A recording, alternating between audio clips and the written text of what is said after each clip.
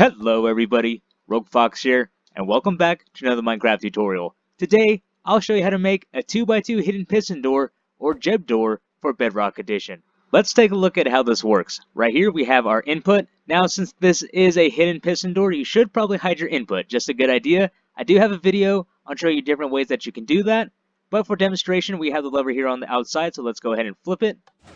That's going to open up our 2x2 piston door, and if we take a look inside right here, there is no redstone showing whatsoever. The only thing that we can see are our sticky pistons right here. And then, of course, to close it back up, we just flip our lever once again. And then that'll shut it right back up, nice and flush with the wall. To make this 2x2 hidden piston door, or jebdoor, you will need an 8x6 area. Now let's go ahead and take a look at our supplies. And there we go. There are all the supplies we'll need for today's build. As always, if you want to pause the video, go ahead and do that. Grab your supplies, and then we'll jump right into the build. What we want to do first is set up the foundation for our door. Now what we're going to do here is on this front row of blocks, we're going to place 4 blocks right in the center. So you should be left over with 2 blocks on each side right here. Now I am above ground. Just so you can see all the redstone, this would be your ground level right here. And then this would all be underground down here. From here, what we want to do is come 3 blocks back and make it 2 blocks wide. So 1, 2, 3, and then the same to the other side right here. On this third block, what we want to do is place 2 temporary blocks out like this. Get your sticky pistons, place 4 sticky pistons in this pattern like that. We can remove these blocks. And on these back 2 sticky pistons, place 2 more sticky pistons facing forward just like that. So if we take a look at this from the front of our build, it should look just like this. Now what we're going to do is repeat the same thing on the other side here. So go ahead and place 2 more temporary blocks like that. 4 sticky pistons facing in this direction, 2 sticky pistons on the back 2 sticky pistons facing forward. Knock those out. And then your piston should look just like this. And then from there, all we're going to do is place down our wall blocks. And there we go. There is the foundation all set. Now let's go ahead and wire this thing up. Now this version is going to be a little bit bigger than its Java Edition counterpart, only because we don't have quasi connectivity. But that's okay. We can still make it happen. It doesn't make this door impossible to make. So what we're going to do is come behind our 4 pistons here. On our bottom 2, go ahead and place 2 blocks down like that. Down here, come a block down and out right there, and then 1 more block out. And then we're going to do the same to the other side. So 2 blocks against our bottom 2 there, down and out, 2 blocks like that. Now what we're going to do is grab our repeaters, run our repeaters into this block right here and set that to 3 ticks.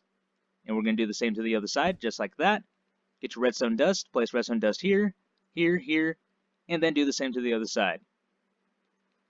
So there we go. Our 4 pistons on the sides are all wired up. Now all we have to do is wire up our top piston here and our bottom piston there and do that to both sides. Now we're going to go ahead and wire up our bottom pistons first. So that's this piston and then this piston. Now the nice thing about this is that it's pretty symmetrical, just like we did this right here. Once we do one side, we can just copy it on the other side. So what we want to do is come down below our piston, come 1 block under like that. So we have this 1 block gap, 1 more block over, 2 blocks out like this, and then we're going to do the same to the other side. Just like that. So you should have a little L shape going on both sides like this. Now what we want to do down here is come 1 block down and then connect all of these blocks like this. Now go ahead and grab your redstone dust and just line all of these blocks up with redstone dust. Now notice that these connected right here. So that's exactly what we want. And the reason why we have to make this little L shape is because we want to power these blocks, because once these pistons extend, it'll come across this block right here. This piston will come across this block, which will be powered by this redstone, allowing it to extend. So we can't come straight across, because if we were to try to do that, so let's go ahead and just remove that for now. You can see it just makes a straight line, so this block will never be powered. So that's the reason why we do what we're doing. So it wraps around and then goes right into that block, and then the same goes for this other side.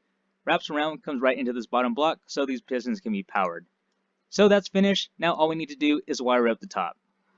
For those of you who want to understand the redstone a little bit better, let me quickly try to explain what's going on here. So what I've done is I've thrown down a lever, so if we flip it right now, you can see we have our extension down below because these are the only pistons that we've wired up.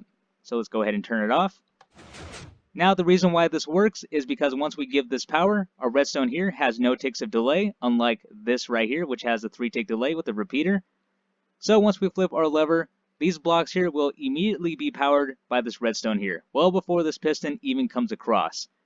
So these are immediately powered 3 ticks later, all 4 of these pistons here are going to extend, and then once this comes across right here to our already powered block, this is then going to cause this piston to extend, pushing our block out. Now the best way to explain this is that this is going to come across like this in 3 ticks. The block under this is already powered, so that's going to cause this to extend. Now what needs to happen is this needs to retract first, and then this one needs to retract. So if we have an extended piston here, and then this one's extended already, if this one tries to retract first, it's not going to pull that piston back because it's extended. Not only until this one's retracted will this one be able to pull it back. So that's what's going on here. So again, no ticks of delay. It is immediately powered, but once we turn it off, it is immediately unpowered, causing this piston to retract, and then 3 ticks later, this piston is then able to retract this piston there. So hopefully that made sense. I hope it did. Let's go ahead and continue on. The only thing left to do, redstone-wise, is to wire up our top 2 pistons here. So that is very easy. All we need to do right now is pick a side. Any side, it doesn't matter. I'm going to come over here. Right above this redstone, go ahead and place down a glass block just like that. So we should have a gap just like that. Now go ahead and grab your redstone dust. Place your redstone dust on top of the glass. And for those of you who haven't seen this yet, this is the beauty of the glass block when it comes to redstone. The glass block allows the redstone to come underneath, so you can see our line continues up right here.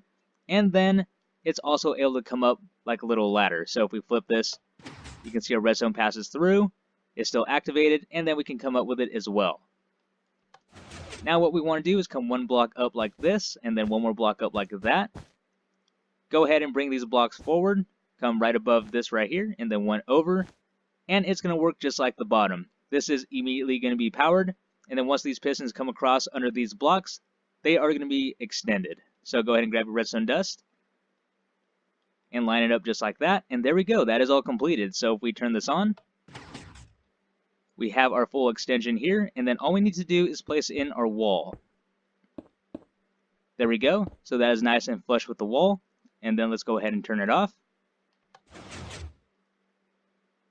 And there we go. That is our 2x2 hidden piston door. Now the only thing left to do is to fill in our gaps. So that's very easy. All we need to do is place some blocks here just like that to close that in. And then to hide all of our redstone, we just continue our walkway out like this, unless you don't care about that.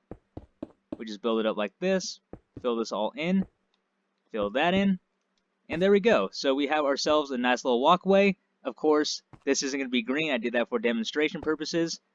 But there we go. There is the 2x2 hidden piston door, or jebdoor. Before we close out today's tutorial, I thought I would go ahead and show you how to make a hidden input for this door. I read your comments on the half jebdoor or the 1x2 hidden piston door tutorial that I released a few months ago, and a lot of you were asking me how I made that hidden input.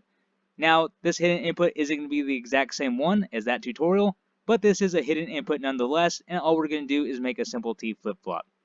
So to make this, we're just going to come 1 block out like this. We're going to grab some droppers, place a dropper facing up. Come around on the inside and place a dropper facing forward. Get yourself a hopper. You want to go ahead and crouch place a hopper into the bottom dropper like that. Run a comparator out from this dropper right here. And then run this comparator into a block like this. Place a block down right there. On this block, place down a redstone repeater coming out from the block. Next, run that repeater into a block like this, and then a block right here with redstone dust on top. And then that will hook up to our door circuit. Now on this bottom dropper, go ahead and throw 1 item inside.